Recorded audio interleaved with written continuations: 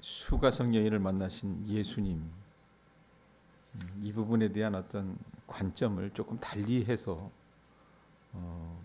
이번 새벽 설교에는 좀 우리가 며칠 봤으면 좋겠어요. 자, 사마리아 수가성에서 예수님과 만난 이 여인의 첫 대화는 두 사람 다 어떻게 해요? 동문서답하는 것처럼 보였습니다. 자, 여인은 사람과 삶에 치이고 시달리면서 살아갔기에 그저 지긋지긋한 하루를 넘기는 것이 그의 관심의 전부였다면, 주님은 그렇게 현실에 얽매인 여인의 눈을 들어서 가장 소중한 것을 주시기를 원하셨어요. 그래서 그 여인 찾아가 주셨던 거거든요. 그러면서 우린 15절부터 읽었지만 14절 한번 보세요. 14절 보면 그의 눈을 들어 가장 소중한 것을 바라보기를 원하셨다. 그래서 14절에 뭐라고 얘기합니까? 내가 주는 물을 마시는 자는 영원히 목마르지 아니하리니 내가 주는 물은 그 속에서 영생하도록 솟아나는 샘물이 되리라. 이렇게 툭 던지신 거든요. 근데 사마리아 여인은 어떻다 그랬어요? 서로 동문서답하다 그랬잖아요. 새로울 것도 즐거울 것도 없는 지루하고 힘든 하루하루 삶 가운데 자기가 들은 한 남자의 말을 그냥 가소롭고 의미 없게 여겼던 것 같습니다.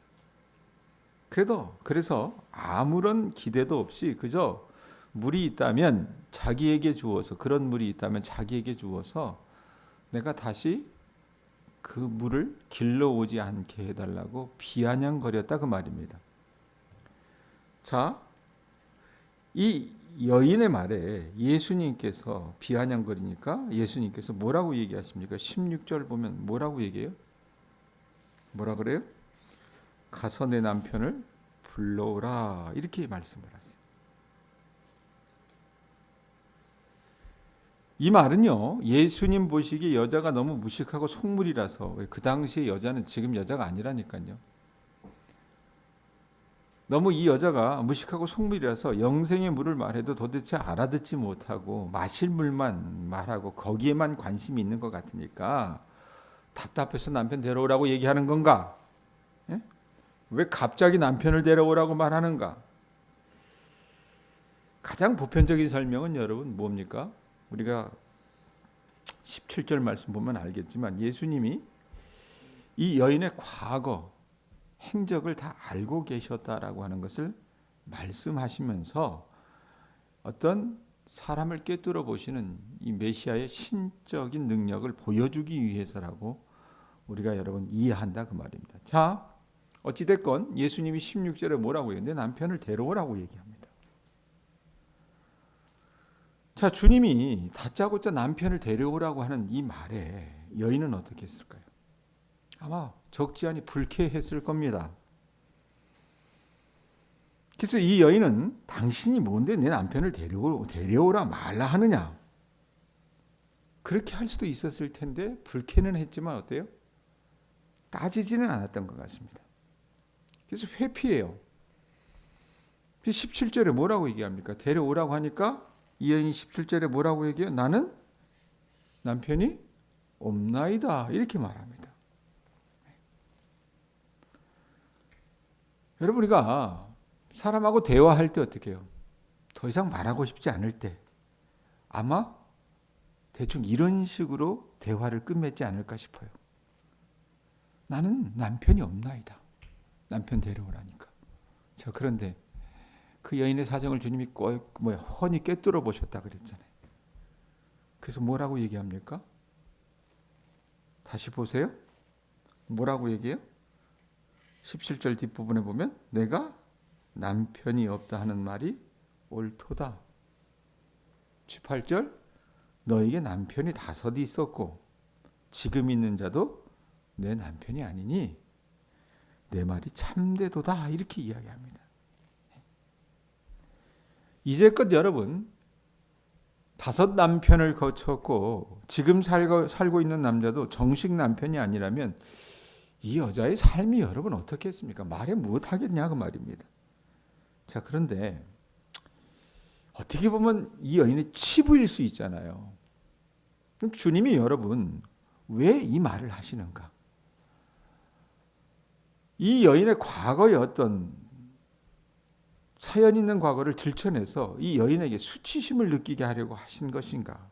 오히려 그것보다는 예수님께서는 이 여인의 관심을 옮겨주시기 위해서 이런 질문을 하신 것 같아요. 뭘 보고 그렇게 얘기하느냐? 실제로 사마리아 여인은요, 주님의 이 말씀에 별로 죄책감을 느끼지 않아요. 말씀에 보면 그렇습니다. 조금은 놀라기는 했겠죠. 좀 뜨끔하기는 했습니다. 그러나 이 여인이 주님의 그 말에 어떻게 해요? 양심의 가책을 받거나 부끄러워하지 않는다는 말입니다. 대신 이 여인은 어떻게 해요? 예수님을 그저 선생님이 아니라 조금 특별한 사람으로 보기 시작을 합니다. 그래서 이 여인은 마치 베드로는 여러분 예수님이 찾아갔을 때 뭐라고 얘기했습니까? 오 주님 나를 떠나소서 내가 더러운 죄인입니다. 이렇게 얘기했는데 그렇게 말하지 않고 19절에 보니까 뭐라고 얘기해요? 예수님 특별하게 얘기했다 그랬잖아요. 19절에 보니까 뭐라고 얘기합니까? 여자가 이르되 주여 내가 보니 뭐라고요? 선지자로소이다. 이렇게 선지자로소. 내가 보니 당신은 선지자군요 라고 말하는 거예요. 예수님에 대한 호칭이 바뀌어지는 거라 그 말입니다. 우리 식으로 얘기하면 뭐가 되겠어요? 참 용하시네. 뭐 이렇게 얘기할 거 아니에요. 네? 예수님을 선지자로 인식을 해요. 남편을 데려오라는 주님의 말씀을 통해서 여인은 이제껏 어떻게 해요? 이 여인의 관심은 그저 하루 먹고 사는 게 다였다니까요. 네? 자기에게만 여러분 집중되어 있었던 그 눈을 주님이 어떻게 해요? 당신께 향하게 하기를 원하셨고 그 주님의 질문대로 이제 예수님을 보기 시작을 하는 거예요. 예수님이 자기의 갈고를 알고 있다는 것 때문에 예수님에게 어떻게 관심을 가지기 시작을 하는 거예요. 자기의 과거를 맞출 수 있는 이런 신기한 것에 갑자기 호기심이 생기기 시작을 했겠죠. 그리고 그걸 알아맞힐 수 있는 그런 신기한 능력을 가진 도대체 이 사람의 정체는 뭘까? 그러면 이 사람은 선지자가 틀림이 없다. 이 생각을 했던 거예요. 그래서 어떻게 합니까? 대화의 주제가 바뀌어요. 20절 보세요. 뭐라고 묻습니까? 예수님이 뭐라고 물어요? 우리 조상들은 이 산에서 예배하는데 당신들의 말은 예배할 곳이 어디에 있다 그래요? 예루살렘에 있다 하더이다. 이게 뭐냐면 어느 예배가 합당한 예배인가 옳은 예배인가를 물어요. 여러분 유대인들이 왔었을 때 사마리아 땅에 있는 사람들은 더럽고 인종적으로도 혼합이 돼 있고 이랬기 때문에 추한 인간들이다 이렇게 생각을 하지만 사실은요 모세 율법대로 보면 신명기 27장에 보면요 이 사람들이 다 정착을 하기 전에 어떻게 합니까? 가나안 땅에 들어가기 전에 그리심산과 에발산 그 사이에서 6지파씩 쫙 서가지고요 축복을 얘기하고 저주를 얘기해요. 그리고 거기서 예배를 드리거든요. 그 전통이 있었어요. 그 그리심산이 있었던 곳이 어디냐면 사마리아 땅이라고 말입니다. 네? 그래서 자기 나름의 어떤 종교적인 전통이 있었어요. 그래서 사마리아 사람들은 이 신명기와 출애굽기 말씀에 의존해서 하나님이 정하신 예배 장소는 그리심산이 있었던 사마리아 산이 분명해. 이렇게 확신하는 그 믿음이 있었고, 자 유대인들은 유다 자손들은 여러분 또 어떤 믿음이 있었습니까? 하나님이 다윗과 언약을 맺어 주셨잖아요. 그래서 다윗과의 약속에 관한 말씀에 의존해서 그게 아니야. 사마리아 땅이 아니라 예루살렘이 참되게 예배할 곳이다라고 하는 그런 믿음이 있어요. 이게 어떻게 해요? 충돌하고 있었던 거예요, 서로. 네? 그래서 어느 것이 하나님이 정하신 합당한 장소인가를 율법을 연구하는 사람들 사이에서는 어떻게 해요? 늘 논쟁거리였어요. 네가 맞냐, 내가 맞냐. 마치 북한과 남한이 싸우는 것처럼. 그랬다는 얘기입니다. 자, 그런데 이 여인이 어떻게 해요? 종교적인 문제잖아요. 이걸 예수님에게 질문을 하고 있는 거예요. 자, 사마리아인의 여러분 처음 관심은 어디에 있다 그랬어요? 그죠? 이 땅에서 먹고 사는 거에 관심이 있다. 땅에 있었습니다. 당장 마실 물에만 그 눈이 갈 수밖에 없었어요. 그런데 예수님이 이 여인의 과거를 알 수 있는 신기한 능력을 가진 선지자일지 모른다라고 하는 그 마음이 그 가운데 생기자마자 어떻게 해요? 그의 관심이 종교적인 것으로 옮겨갑니다. 그래서 그 당시 많은 종교인들이 논쟁을 벌이는 예배에 합당한 장소에 관해서 묻고 종교적인 일에 대해서 관심을 보이는 거예요. 그러니까 서서히 옮겨가는 거라 그 말입니다. 당장 일상이 필요한 것들에 집착해서 그저 마실 물에만 관심이 있던 이 여인이 이 예수님이 보통 분이 아닌 선지자이시구나 라고 생각을 해서 그 당시 사마리아 사람들과 유대인 사이에 논쟁이 있었던 이 예배에 대해서 관심을 가지기 시작을 하고 지금까지 자신의 고된 삶 가운데 크게 관심이 없었던, 나몰라라 했던 종교적인 일에 관심을 갖기 시작을 했다는 얘기입니다. 어떻게 보면 진일보한 거예요, 사실. 자, 그런데 이 여인은요, 아직까지 이 메시아가 인격적으로 그 여인을 찾아왔다는 것과 예수님이 그 여인에게 주고자 하는 것이 바로 영원한 생명이라고 하는 것은 확신이 없었어요. 주님 14절에 분명히 여러분 생수에 대해서 말씀을 하시잖아요. 예수님이 비록 자기 눈에 봤을 때는 선지자로 그렇게 보인다 하더라도 그분은 어떻게 해요? 유대인의 선지자이기 때문에 사마리아 여인으로서는 종교적인 편견을 가질 수밖에 없었고, 그래서 예수님은 어떻게 해요? 정말 용한지 한번 시험해 보고 싶었던 거라고 말입니다. 아직은 주님이 하시는 그 마음의 그 진의를 몰랐어요. 그래서 참된 자유가 무엇인지, 참된 위로가 무엇인지 그걸 경험하지 못했다 그 말입니다. 그래서 종교적인 그 관심으로 갔어요. 네? 자, 여인의 질문에 대해서 예수님이 뭐라고 대답을 하세요? 이 여인이 알아듣지 못할 대답을 하십니다. 21절 보세요. 뭐라고 얘기해요? 예수께서 이르시되 여자여 내 말을 믿으라. 자, 그리심산, 사마리아 땅의 그리심산에서 예배하는 게 맞습니까? 아니면 예루살렘이 있는 시온산에서 예배하는 게 맞습니까? 이렇게 묻는데 뭐라고 얘기해요? 내 말을 믿으라 그래놓고 이 산에서도 말고 그리심산에서도 말고 그 다음에 예루살렘에서도 말고 너희가 아버지께 예배할 때가 이르리라. 예? 여러분, 우리가 이 이야기의 흐름을 보면 여인은 이해 못했다고 하더라도 지금까지 예수님이 어떻게 대화를 끌고 오셨는가, 그걸 여러분 우리가 조금이라도 맥을 잡는다면 이게 무슨 뜻인지 알아요. 뭡니까? 장소가 중요한 것이 아니고 사마리아 전통이나 유대 전통이 중요한 것이 아니란 얘기입니다. 자, 그런데 여기까지는 우리가 이해할 수 있어요? 이해할 수 있어요, 주님의 말씀을. 그런데 그 다음이 이 듣는 여인으로 하여금 어떻게 해요? 난처하게 해요. 무슨 말입니까? 자기는 사마리아 사람으로 갖고 있는 그런 알랑꼴랑한 자존심이 있었는데 22절에 뭐라고 해요? 너희는 알지 못하는 것을 예배하고 우리는 뭐라 그래요? 아는 것을 예배하노니 이는 구원이 어디에서 난다 그래요? 유대인에게서 남이라 라고 해요. 네? 여러분, 이 말씀이 이 여인에게는 이해할 수 없는 말씀이 되기도 하고 사마리아 여인의 입장에서는 어떻게 해요? 자꾸 이 여인의 마음에 상처기를 주는 말씀인 것처럼 보인다고 말입니다. 네? 그러나 여러분, 예수님의 마음, 그 본 마음은 뭐냐면 사마리아 사람들을 무시해서 지금 이 말씀을 하시는 거 아니에요. 왜? 구원이 유대인에게 남이라고 하니까 그러면 사마리아 사람들은 아니란 얘기인가? 이 말이 아니라 어떻게 해요? 구원의 방법과 과정을 설명하신 말씀이라고 이해하셔야 될 것 같아요. 참된 예배는 뭐예요? 우리가 누구를 예배해요? 우리 주님을 예배하잖아요.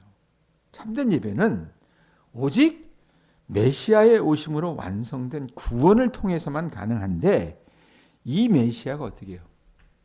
유대인에게서 나오지 않습니까? 그래서 유대인에게서 나온다는 그 말입니다. 사마리아 사람들은 알지 못하는 것을 예배하고 유대인들은 아는 것을 예배한다라고 하는 말씀은 사마리아 사람들의 예배는 잘못된 예배이고 유대인들의 예배가 바른 예배다 이런 뜻이 아니라 구약 성경이 그렇게 예언하고 있는 메시아적 근거, 이 계시의 근거에서 하는 그 예배가 바른 예배라는 뜻입니다. 그러니까 예배에서 우선적으로 중요한 건 뭐예요? 인간의 자기 만족이 아닙니다. 예배는 여러분 누구에게 드리는 겁니까? 하나님께 드리는 거잖아요.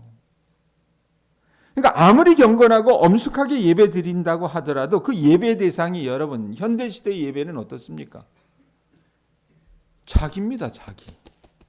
자기 감정이거나 또 어떤 교회 전통이거나 민족적인 자긍심이 된다면 그건 예배가 아니죠. 구판이죠. 구판. 참된 예배일 수 없고 계시된 하나님이 어떻게 예배 받으실 때라야 비로소 우리가 참된 예배를 드릴 수가 있는 거라 그 말입니다. 그러니까 우상 숭배가 절대로 참된 예배가 될 수 없는 것은 우상은 참신이 아니기 때문입니다. 그러니까 예수님은 그걸 말씀해 주고 싶어 하셨던 것 같아요. 그러면서 이 말씀의 의도를 보다 구체적으로 설명해 주시기 위해서 23절, 24절에 뭐라고 얘기합니까? 자, 하나님께 예배 드려야 된다 그랬어요? 23절에 뭐라고 얘기해요? 아버지께 참되게 예배하는 자들은 뭐로 예배하래요? 영과 진리로 예배할 때가 오나니 곧 이때라. 아버지께서는 자기에게 이렇게 예배하는 자들을 찾으시니라. 그러면서 예배할 때 어떻게 하래요? 하나님은 영이시니 예배하는 자가 영과 진리로 예배할지니라. 우리가 잘 아는 말씀을 해요. 예수님이 하나님은 영이라고 말씀하시는 것은 하나님이 어떤 분인가를 소개하기 위해서가 아니라 예배하는 자들이 어떻게 예배해야 하는지를 설명하기 위해서 말씀하십니다. 하나님이 영이시기 때문에 예배하는 자는 어떻게 예배드린다 그래요? 24절 다시 보세요. 뭐라고 얘기합니까? 예배하는 자가 영과 진리로 예배할지니라. 옛날 개역 성경에는 뭐라고 예배드린다 그랬어요? 신령과 진리로 예배할지니라. 이 말을 하거든요. 자, 하나님이 영이시라는 것을 말씀하시고 그래서 우리가 영적으로 예배해야 된다고 말씀을 하셨다면 이것은 예배에서의 어떤 인격적인 만남을 이야기하는 거예요. 네? 예배에서 중요한 것은 뭡니까? 장소보다도 제가 늘 우리 교인들에게 말씀하잖아요. 여러분들이 예배당에 와서 의자를 대피고 앉아있는 것이 아니라 내 만족감을 누리고 살아가는 것이 아니라 중요한 건 뭡니까? 예배를 드리면서 하나님과 만나는 것이고 그분과 교제하는 것입니다. 그 아들 예수 그리스도를 통해서 우리를 찾아오시고 우리를 자녀 삼으셔서 우리에게 생명을 주신 그 하나님께 어떻게 해요? 내가 예배드리면서 감사를 드리며 그 하나님이 나의 주되심을 인정하는 인격적인 교제가 여러분 예배라 그 말이에요. 예배. 그러니까 영으로 예배한다고 해서 여러분 우리가 육신으로는 예배하지 않는다고 생각하거나 신비적이고 우리가 뭐 그냥 생각하듯이 무아지경의 상태를 추구해야 한다는 게 아니라 그 말입니다. 영으로 예배한다는 말과 영적인 예배라는 말은요. 우리가 어떻게 해요? 일상적으로 경험하는 것과는 뭔가 다른 것이 있거나 다른 차원이 있다는 의미가 아니에요. 하나님이 지금 이 자리에 계신다. 왜? 그분이 영이시기 때문에 이 자리에 계신다는 것을 인정하고 우리가 어떻게 해요? 우리 믿음, 우리 고백에 합당하게 그 하나님을 늘상 의식하면서 하나님 앞에 내가 바르게 행동할 수 있을 때 그것이 영적인 예배고 인격적인 예배가 될 수 있다 그 말입니다. 예배를 어느 장소에서 하는가는 중요한 문제가 될 수도 있고 예배 때 무슨 찬송가를 불러야 하는가도 소홀히 여길 수 없는 중요한 문제이기도 하지만 가장 중요한 건 뭐예요? 우리가 영이신 하나님 앞에서 영적으로 그분과 만나고 교제하는가 그것이 중요하다는 얘기입니다. 자, 영으로 드린다고 그랬어요. 그 다음에 뭐라고 얘기합니까? 진리로 드린다고 얘기합니다. 진리로 예배한다는 것도 예수 그리스도를 통해서 우리에게 주신 구원의 은혜에 대한 감사의 헌신으로 어떻게 해요? 그 예배의 주체이신 우리 주 예수 그리스도에 대한 분명한 지식과 인정으로 우리가 어떻게 예배하는 것을 말합니다. 어떻게 보면 지적인 면인데 여러분 4장 23절에서 주님은 참되게 예배하는 자는 영과 진리로 예배할 때가 오는데 뭐라고 얘기합니까? 진리로 예배할 때가 오나니 이러면서 뭐라고 얘기했어요? 지금이 그때라라고 말씀하십니다. 진리로 예배할 때가 예수님이 오셔서 이르렀다라는 말이거든요. 물론 이전에 예배했던 사람들이 모두 진리로 하나님 앞에 예배하지 않았다는 의미는 아니겠죠. 구약 백성들이 하나님을 이해하기 위해서 여러분 이 사람들 어떻게 했어요? 주일날 말씀드렸던 것처럼 그저 매일 제물을 드리고 제사를 드렸다면 그 제사, 그 제물이 잘못되었다고 말할 수 없다 그 말입니다. 그 당시 눈으로 보면요. 그리고 예루살렘이든 그리심산이든 유대인들과 사마리안들이 드린 예배를 하나님이 정말 받지 않으셨는가? 그들이 영과 진리로 드렸다면 받으셨겠죠. 그러니까 참되게 예배하는 자가 영과 진리로 예배할 때가 이때라고 하는 말씀은 뭐냐? 그 모든 것들을 인정하지만 어떻게 해요? 이제 구약의 모든 제사의 완성으로 선지자들을 통해 말씀하신 그 구속의 완성으로 누가 오셨어요?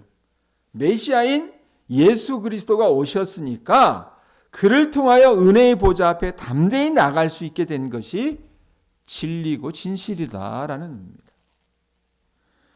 이 예수 그리스도의 복음의 은혜가 없으면 여러분 어떻게 해요? 참된 예배를 드릴 수가 없는 겁니다. 그냥 자기 만족이에요. 이제 유일한 중보자이신 예수 그리스도를 통하지 않고는 우리가 참되게 예배할 수 없어요. 그분이 진리고 길이고 생명이기 때문에 그렇습니다. 그러니까 예수님을 통해서 우리에게 주어진 영원한 생명에 대한 감사와 믿음의 고백이 없이 그저 인간들의 필요를 만족시키고 쾌적한 환경과 듣기 좋은 말들과 좋은 음악이 있는 예배를 여러분 우리가 어떻게 해요? 은혜로운 예배라고 그렇게 명한다면, 그렇게 생각한다면 그것은요 교회의 성장을 위한 상술일 때가 더 많다는 얘기입니다. 예배란 사람을 즐겁게 하는 잔치가 아니라요 하나님 앞에서 진리이신 예수 그리스도를 통하여 영이신 하나님과 인격적인 교제와 사귐이기 때문에 그렇다 그 말입니다. 하나님은요 영이시기 때문에 우리가 영과 진리로 예배해야 한다는 말씀은요 지금 이 자리에 임재하신 성삼위 하나님을 우리가 어떻게 해요? 인격적으로 인식을 해서 우리의 생명을 주신 우리 주 예수 그리스도께 합당한 찬송과 영광을 드려야 한다는 그런 의미입니다. 그리고 이 예배를 가능하게 만드신 것은 우리 죄를 용서하기 위해서 십자가의 길을 가시고 죽음을 이기시고 부활하신 구속의 은혜라는 그 의미라 그 말입니다. 자, 예수 그리스도만이 예배를 받기에 그러면 합당하신 분이다 그 말입니다. 그래서 이 여인이 25절에 뭐라고 얘기해요? 주님이 이렇게 얘기를 하니까 뭐라고 얘기합니까? 메시아 곧 그리스도라 하는 이가 오실 줄을 내가 아노니 그가 오시면 모든 것을 우리에게 알려주시리이다 이렇게 얘기해요. 어디서 듣던 여러분 풍월은 있었던 거예요. 자, 그러자 예수님이 뭐라고 대답하십니까? 26절 뭐라 그래요? 이르시되 내가 말하는 내가 그라하시니라 라고 말씀하셨어요. 정리합니다. 여러분 새벽에 나와서 여러분들이 예배드리는 이 시간이 정말 소중해요. 이곳에서 우리 교우들의 관심이 우리 주변에 벌어지는 신변잡기적인 것에서 이제는 조금 도약을 하셔서 우리의 눈이 주님께 가 있어서 주님께 참되게 영과 진리로 예배하는 우리 교우들 되셨으면 좋겠습니다. 그리고 단순히 예배는 여러분 예배당에서 드리는 것만이 예배가 아닙니다. 우리의 삶이 예배가 돼요. 그러니까 여러분들이 이 예배를 드리시고 문을 열고 나가셔서 오늘 하루를 살아나가실 때 여러분의 삶이 예배가 되어서 그 예배 받으시기에 합당하신 우리 하나님 앞에 영과 진리로 예배 드릴 수 있는, 그래서 주님과 영적인 교제와 만남을 행하실 수 있는 우리 교우들 되실 수 있기를 주님의 이름으로 축원드립니다. 기도하겠습니다.